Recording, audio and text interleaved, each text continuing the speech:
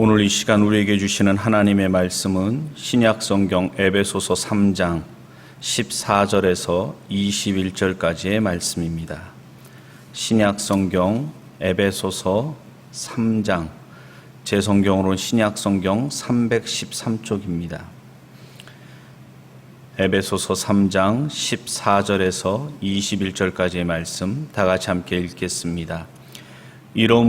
이러함으로 내가 하늘과 땅에 있는 각 족속에게 이름을 주신 아버지 앞에 무릎을 꿇고 비노니 그 영광의 풍성을 따라 그의 성령으로 말미암아 너희 속사람을 능력으로 강건하게 하옵시며 믿음으로 말미암아 그리스도께서 너희 마음에 계시게 하옵시고 너희가 사랑 가운데서 뿌리가 박히고 터가 굳어져서 능히 모든 성도와 함께 지식에 넘치는 그리스도의 사랑을 알아 그 넓이와 길이와 높이와 깊이가 어떠함을 깨달아 하나님의 모든 충만하신 것으로 너희에게 충만하게 하시기를 구하노라.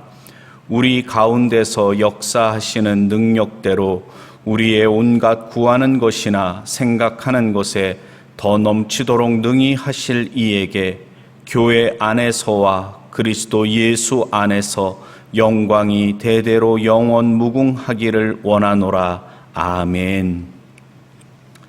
할렐루야. 하나님께서 이 시간에도 귀한 은혜 주실 줄로 믿습니다. 이 시간에는 에베소서 3장 14절에서 21절까지의 본문 말씀을 가지고 바울의 기도, 우리의 기도라는 제목으로 말씀을 함께 나누면서 은혜 받고자 합니다. 주후 60년쯤 사도 바울은 로마 감옥에 갇혀 있으면서 자기가 개척하고 세웠던 에베소 교회 성도들에게 편지를 써서 보냈습니다. 에베소 교회 구성원들은 대부분 이방인들이었습니다.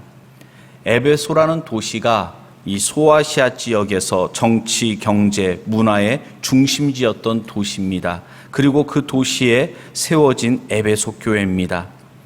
에베소 도시는 그 당시에 상업과 무역이 매우 발달했습니다. 그리고 그곳에는 아데미 여신상이 굉장히 유명해서 많은 관광객들이 찾아오기도 했습니다. 황제 숭배로도 매우 유명한 도시였습니다. 이런 도시에 교회가 세워졌던 것입니다.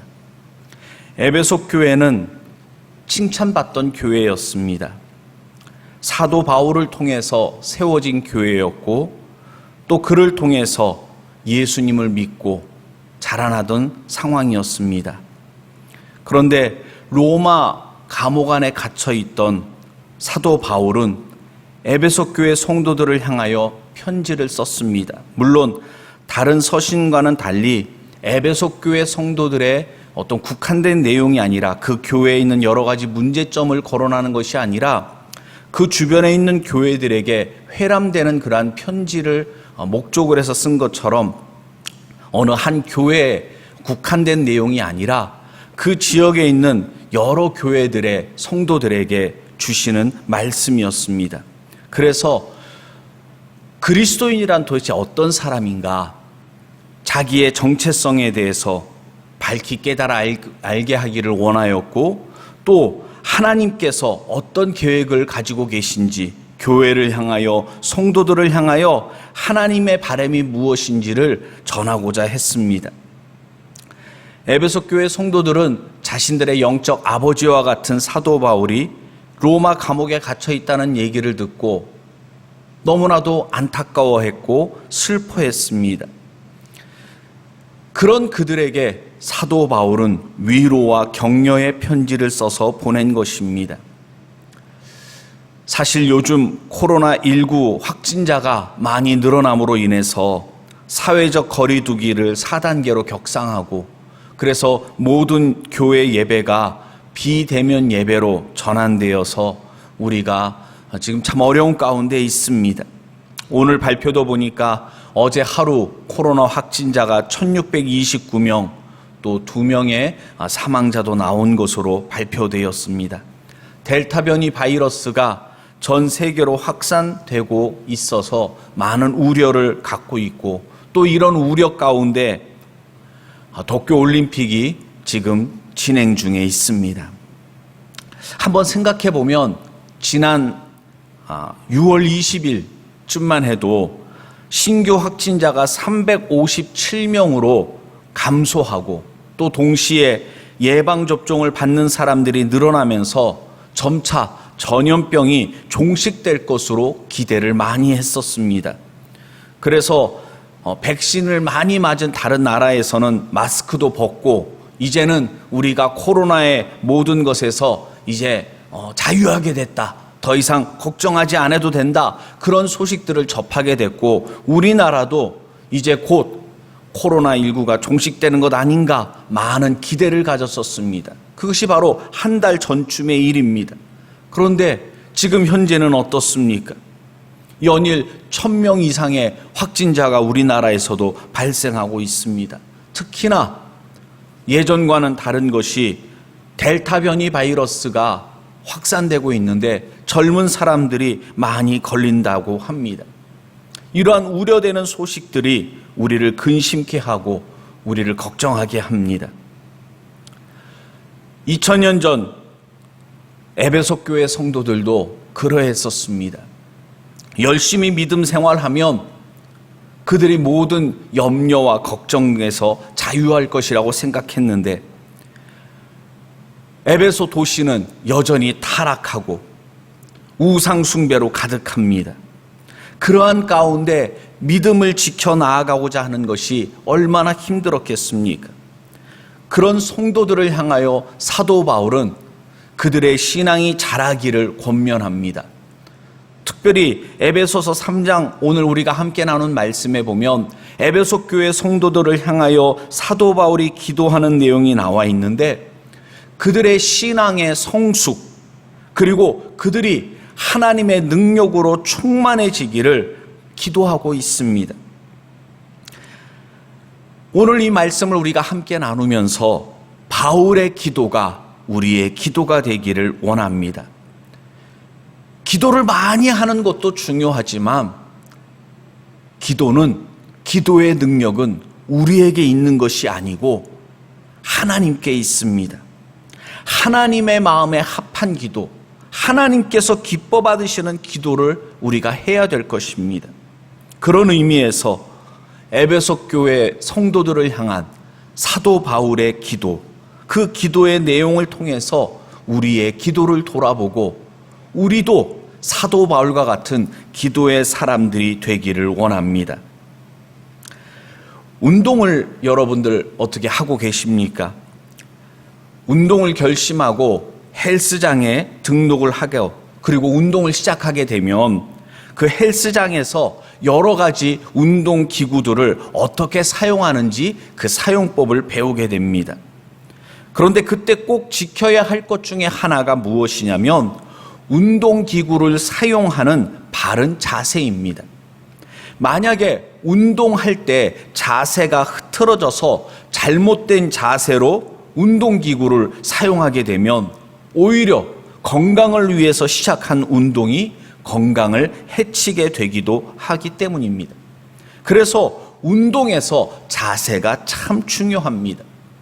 마찬가지입니다. 기도의 생활화, 날마다 기도 생활하는 것이 참 중요합니다. 그런데 기도에도 자세가 중요합니다. 14절과 15절 말씀을 다시 함께 읽어보겠습니다. 이러함으로 내가 하늘과 땅에 있는 각 족속에게 이름을 주신 아버지 앞에 무릎을 꿇고 비노니 아멘. 이방인들이 많이 구성되어져 있었던 에베소 교회입니다. 그런 에베소 교회 성도들에게 하나님은 이스라엘 그 국한된 하나님이 아니라 모든 족속, 모든 사람들을 창조하신 하나님이신 것을 말씀합니다. 그리고 그 하나님 앞에 무릎 꿇고 기도한다라고 나와 있습니다. 사실 많은 믿음의 선배들 낙타 무릎으로 유명한 분들입니다. 야고보서의 저자였던 야고보도 낙타무릎으로 유명했고, 예수님뿐만 아니라 예수님의 제자들, 또 우리나라에서도 많은 믿음의 선배들을 보면 낙타무릎, 기도무릎, 기도의 사람들이었습니다. 한국교회는 통성기도, 또 무릎기도로 유명한 교회였습니다. 기독교를 한국에 전했던 선교사들조차 놀랄 정도로 기도의 열심이었습니다. 그러나 무릎기도를 기도의 바른 자세로만 본다면 더 중요한 것을 놓치는 것입니다. 기도하는 사람의 바른 자세는 겉사람이 무릎을 꿇고 기도하느냐, 손을 들고 기도하느냐, 이런 자세, 외형적인 자세를 말하는 것이 아니라 속사람의 무릎 기도가 중요하다는 것입니다. 지금 내가 기도하는데 내 기도를 들으시는 하나님이 어떤 분이신지 명확하게 인식하고 기도하는 것이 중요합니다. 창조주 되시는 하나님, 지금도 온 우주 만물을 주관하시고 다스리시는 전능하신 하나님 되심을 기억하고 우리가 기도해야 된다는 것입니다. 내 기도를 들으시는 하나님이 어떤 분이신가? 그것을 우리는 늘 기억하며 기도해야 되는 것입니다.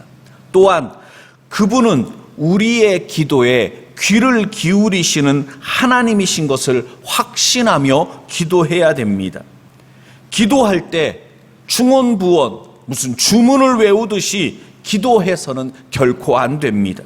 하나님은 우리의 기도에 귀를 기울이시는 분이십니다. 그것을 우리가 기억하며 기도할 때 적당히 대충 기도할 수 없는 것입니다. 또한 우리가 기도할 때 우리의 마음의 자세는 하나님은 나를 사랑하시는 분이시다. 하나님은 나에게 관심이 대단히 많으신 분이시다. 그것을 기억하고 기도해야 됩니다. 하나님은 나를 복주시기 싫어하시는 인색하신 하나님, 나에 대해서 무관심하셔서 내가 지금 얼마나 고통 가운데 고생하고 있는지 잘 모르시는 분, 그래서 내가 알려드려야 되고, 그래서 내가 그분을 설득해야 되고, 그런 생각 속에서 기도를 한다면 그 기도는 결코 하나님께서 기뻐하시는 기도가 될 수 없습니다. 하나님은 우리를 사랑하시는 분이십니다. 우리를 향한 놀라운 계획을 가지고 계신 분이십니다. 그런 하나님께 기도하는 것입니다. 또 기도하는 내가 어떤 사람인지를 명확하게 기억하고 기도해야 됩니다. 내 자신의 약함, 부족함, 나의 연약함을 인정하고 겸손히 기도할 때 그 기도에 능력이 나타날 수 있는 것입니다. 하나님께서 우리의 기도를 기뻐 받으시는 것입니다. 교만한 기도, 내가 누군데, 나는 저 사람들과는 달라, 그런 생각 속에서 기도하는 것, 교만한 기도의 자세인 것입니다. 남을 판단하고 정죄하고 비난하면서 남을 가르치려 들려오고 하며, 또 하나님께 기도하는 것이 아니라 대표로 기도하는 사람이 다른 사람들에게 기도하는 것처럼 그렇게 기도한다면 그 기도의 자세는 대단히 잘못된 것입니다. 마지막으로 기도의 자세는 어떠해야 됩니까? 간절한 기도가 되어야 되는 것입니다. 무릎 꿇고 기도한다는 것은 정말 간절하게 예수님께서 십자가 고난을 앞에 두고 땀방울이 핏방울이 되도록 기도하셨던 것처럼 로마 감옥 안에 갇혀있던 사도 바울이 에베소 교회 성도를 향하여 간절히 무릎 꿇고 기도했던 것처럼 우리는 날마다의 기도 생활이 간절한 기도 생활, 간절한 기도의 자세가 되어야 하는 것입니다. 기도의 자세만 그렇습니까? 예배드리는 자세, 신앙 생활의 자세가 올바를 때 하나님을 향한, 나 자신을 향한 우리 속사람의 자세가 올바를 때, 여러분, 그 기도가 하나님의 보좌에 상달되는 기도가 되는 것입니다. 오늘 본문 16절 말씀에 보면 그 영광의 풍성을 따라 그의 성령으로 말미암아 너희 속사람을 능력으로 강건하게 하옵시며, 그렇게 기도하고 있습니다. 하나님의 능력을 힘입어 우리의 속사람이 강건하게 되는 것입니다. 여기서 강건하게라는 말은 힘을 얻게 하옵시며 그런 의미입니다. 너희 속사람을 능력으로 힘을 얻게 하옵시며, 그렇게 기도하고 있는 것입니다. 에베소 교회 성도들은 우상으로 타락한 도시, 무역이 발달하고 경제가 막 하니까 사람들이 얼마나 삶이 타락했겠습니까? 그런 타락한 문화 속에서 믿음을 지켜 나아가는 성도들, 많은 핍박과 환난과 유혹, 시련이 있었습니다. 그런 가운데 믿음 생활하던 성도들을 향하여 사도 바울은 기도하면서 하나님의 능력으로 말미암아 그들이 힘을 얻기를 기도했습니다. 마음이 약해지지 않고 그들의 마음이 흔들리지 않고 강건하기를 기도했던 것입니다. 우리도 우리 자신을 위해서, 그리고 성도들을 위하여 우리는 기도해야 될 줄로 믿습니다. 두 번째, 운동을 할 때, 심지어 집에서 가장 기초적인 팔굽혀펴기 운동을 할 때에도 자세와 함께 중요한 것이 있는데, 그것이 바로 호흡입니다. 숨 쉬는 것, 여러분들 의식하면서 숨 쉬는 분들은 거의 없을 겁니다. 평상시에는 내가 숨을 쉬는지 안 쉬는지도 잘 인식하지 못하고 우리는 숨 쉬면서 살아갑니다. 그런데 우리가 병들었을 때, 우리가 정말 위기 상황에 닥치면 숨 쉬는 것이 얼마나 힘든지를 뼈저리게 느끼게 됩니다. 코로나19 병에 걸리신 분들도 그렇지 않습니까? 숨 쉬는 것이 참 힘이 듭니다. 언제 숨을 쉬고 언제 숨을 내쉬어야 하는지, 이것은 걸을 때도 달릴 때도 그리고 수영을 할 때에도 굉장히 중요합니다. 한번 따라해 주시기 바랍니다. 숨쉬기가 중요하다. 호흡이 중요하다. 17절에서 19절까지의 말씀입니다.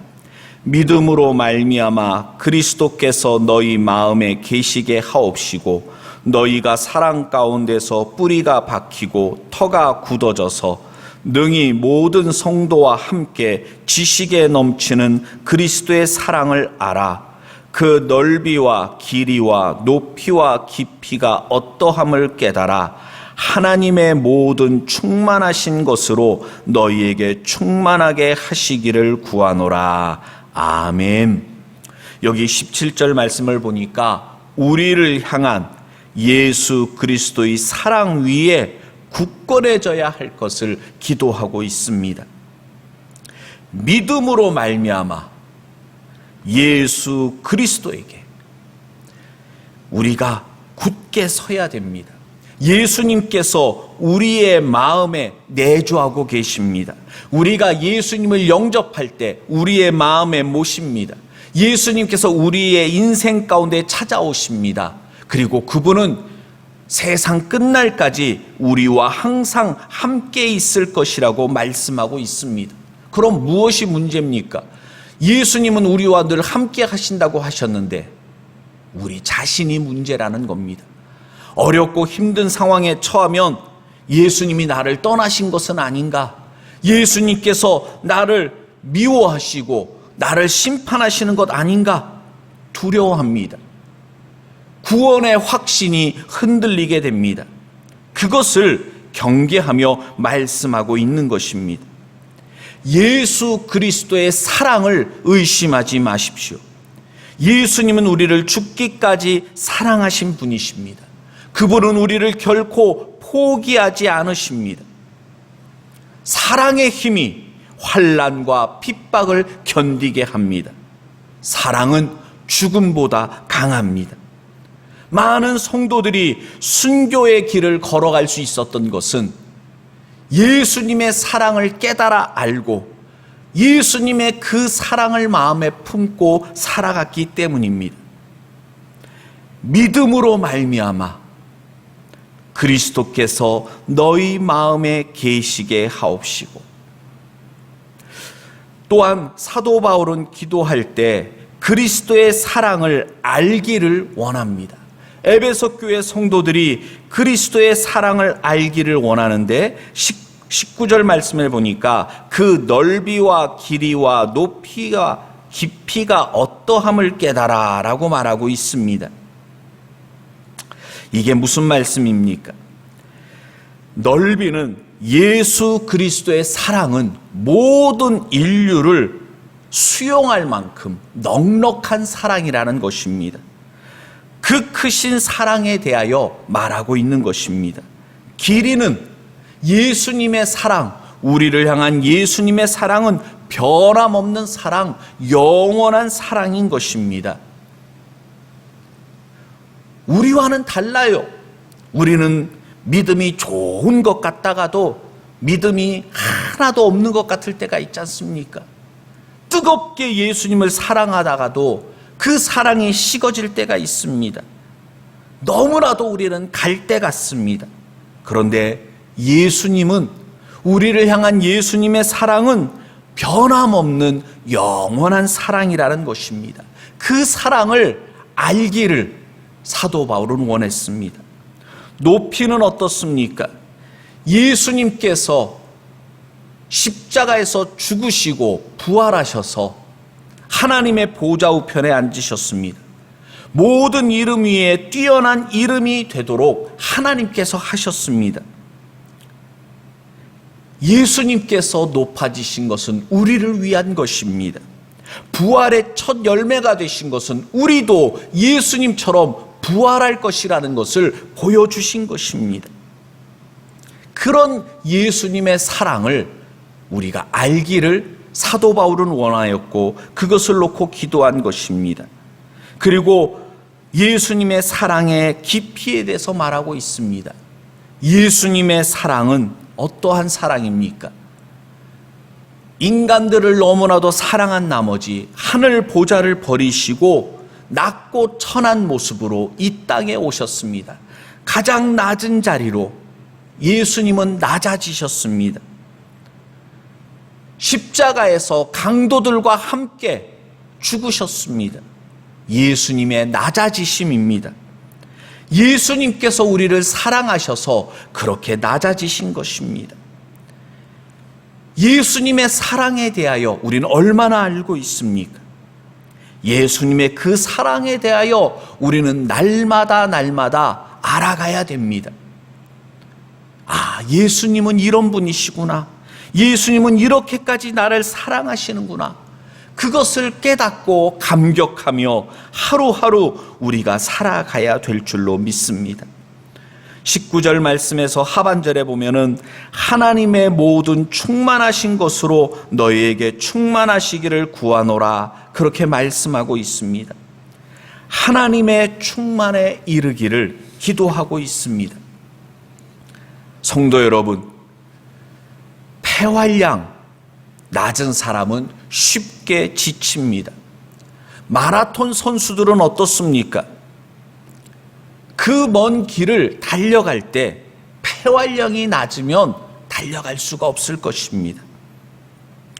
지구력이 약하면 안 됩니다. 코로나19 상황 속에서 쉽게 떨어져 나가는 사람들을 보면 참 안타깝습니다. 호흡, 숨쉬기에 실패한 것입니다. 호흡이 짧으면 안 됩니다. 길게 호흡해야 됩니다. 아무리 힘들고 어렵지만 우리는 마라톤 선수와 같은 인생을 살아가고 있습니다. 하나님의 충만하심 가운데 우리의 영이 하나님으로 말미암아 충만한 자가 되어야 합니다. 마지막 세 번째로 오늘 본문 말씀에 보니까 풍성하게 역사하시는 하나님으로 인하여 우리의 그릇이 깨어져야 할 것에 대해서 기도하고 있는 것을 보게 됩니다. 20절, 21절 말씀입니다.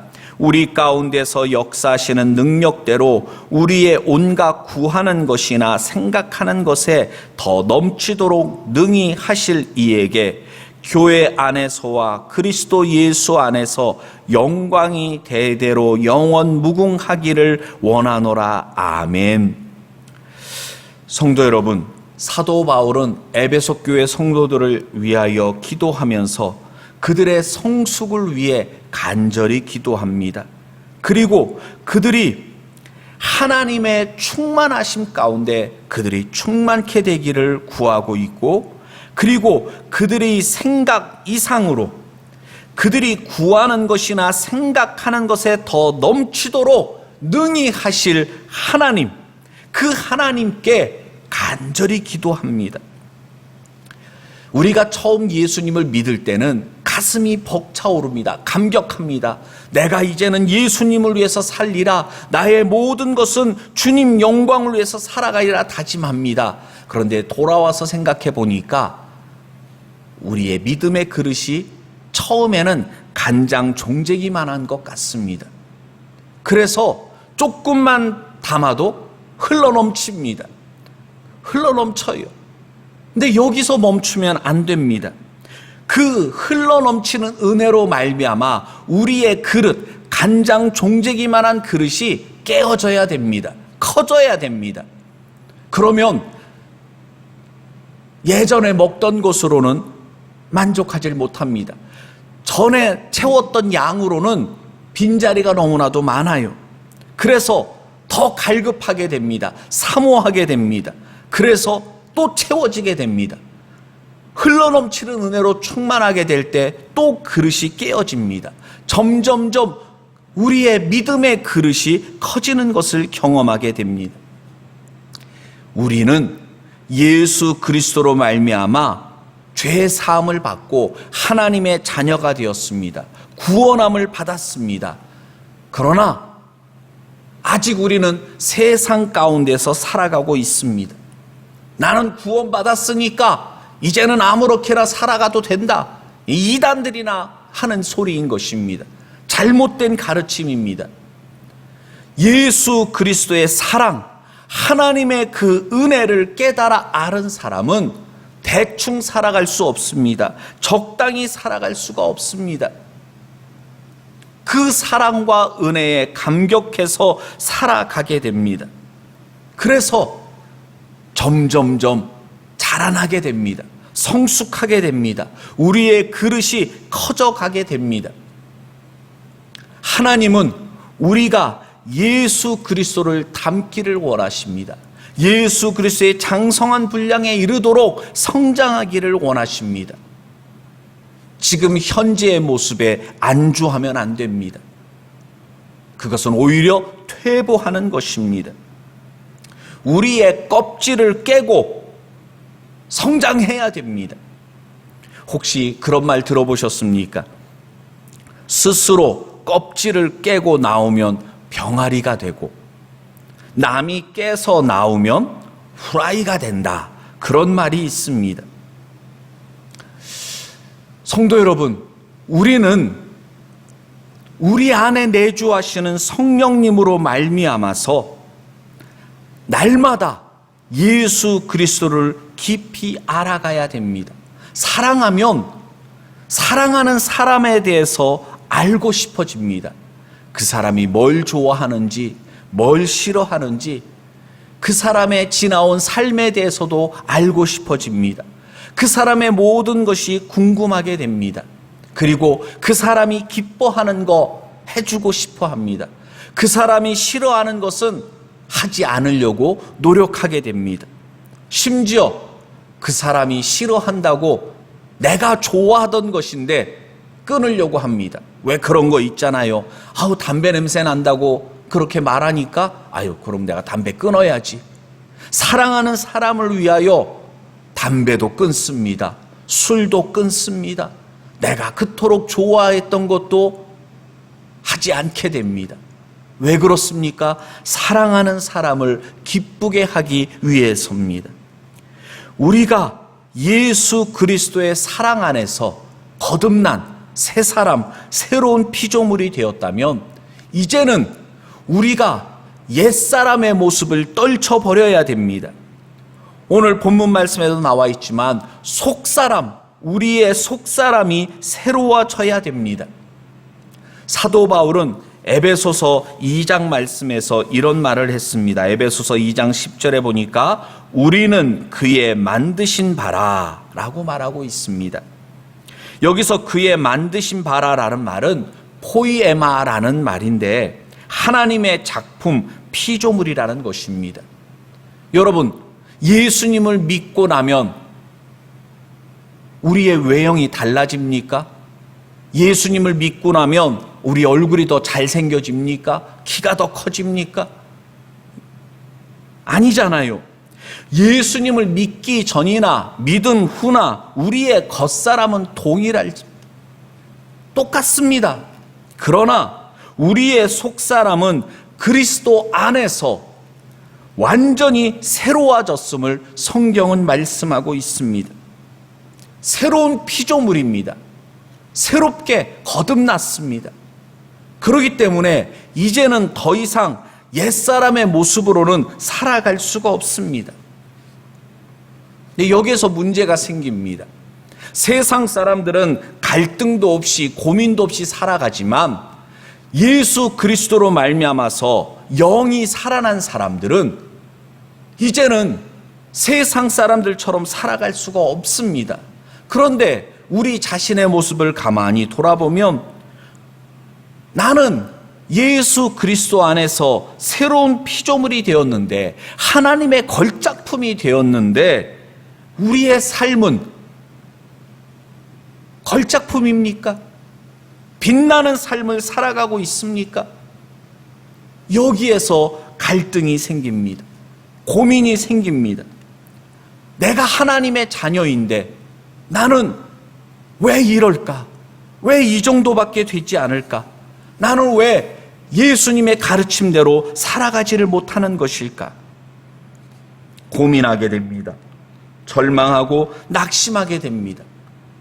그러한 성도들을 향하여 사도 바울은 오늘 본문에서 말씀하고 있는 것입니다. 성도 여러분, 누가복음 18장 26절 27절 말씀에 보면 듣는 자들이 가로되 그런즉 누가 구원을 얻을 수 있나이까?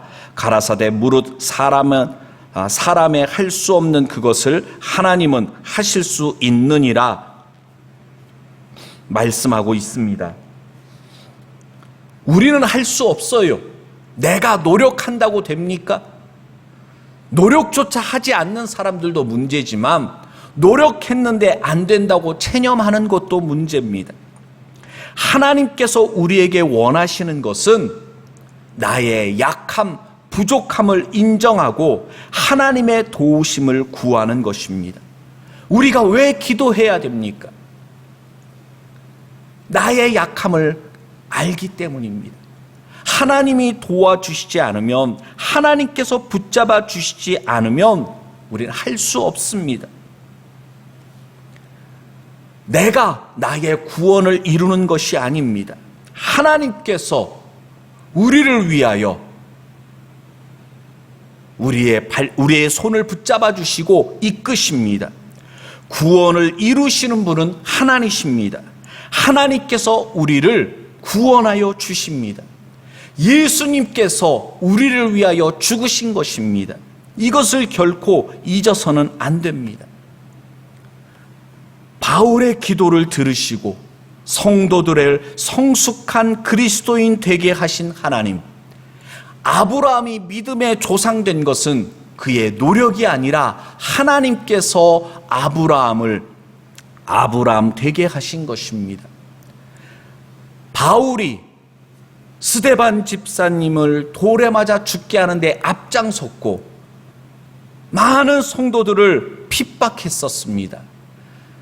그런 사울이 사도 바울 되게 하신 분도 하나님이신 것입니다. 칭찬받았던 에베소 교회 성도들, 그들을 성숙한 그리스도인 되게 하신 분도 하나님이신 것입니다. 하나님은 바울의 기도를 들으시듯 우리의 기도를 들으시는 분이십니다. 하나님은 우리의 기도를 들으시고 오늘 우리도 성숙한 그리스도인으로 자라나게 하실 줄로 믿습니다.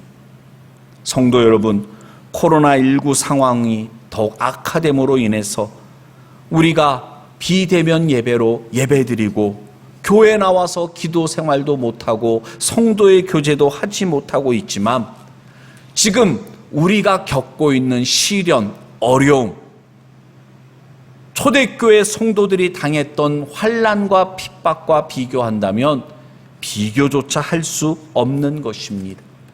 그렇기 때문에 우리는 결코 낙심하는 것이 아니라 우리가 있는 곳에서 사도 바울이 감옥 안에서도 낙탐으로 기도 생활을 했던 것처럼 우리가 있는 가정에서, 직장에서, 어느 곳에서든지 무릎 꿇고 기도하는 자가 돼야 될 줄로 믿습니다. 하나님의 말씀에 의지하여 살아가야 될 줄로 믿습니다. 하나님의 충만하심 가운데 우리가 충만한 삶을 살아가야 할 줄로 믿습니다. 기도드리겠습니다. 아버지 하나님, 감사를 드립니다. 코로나19 상황이 더욱 악화되는 가운데 저희들이 비대면 예배로 예배를 드리고 있지만, 저희들이 어느 곳에서 예배를 드리든 어느 곳에서 기도를 하든 하나님은 우리 가운데 함께 하시며 우리의 예배를 기뻐 받으시고 우리의 기도에 귀를 기울이시며 또한 그 기도에 가장 좋은 곳으로 응답하여 주시는 줄로 믿습니다. 말씀에 의지하여 일어서는 저희들 되게 하여 주시옵소서. 바울의 기도를 우리가 본받아서 우리도 하나님 앞에 참된 기도자의 모습으로 기도하는 삶을 살아가게 하여 주시옵소서. 아버지 하나님, 우리 사랑하는 성도들 비록 힘들고 어려운 가운데 있지만 낙심하고 절망하는 것이 아니라 예수 그리스도께서 우리와 함께하고 계신 것을 기억하면서 날마다 소망 중에 살아가게 하여 주시옵소서. 예수님 이름으로 기도드립니다. 아멘.